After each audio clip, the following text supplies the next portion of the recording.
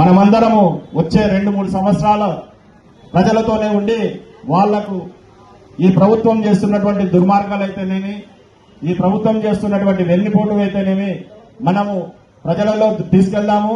అవసరమైనప్పుడు ప్రజలు ఈ విధంగా రోడ్డు మీదకి వచ్చి మనమందరం కూడా వాళ్ళ కోసం పోరాటాలు చేయాల్సిన బాధ్యత మనందరి మీద ఉందని తెలియజేసుకుంటూ, ఏదైనా సమస్య ఉన్నా కూడా అందుబాటులోనే ఉంటాము.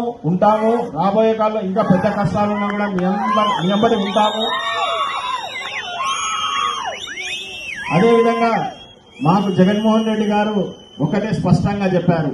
మేము కూడా బాధపడ్డాం ఆయన దగ్గర.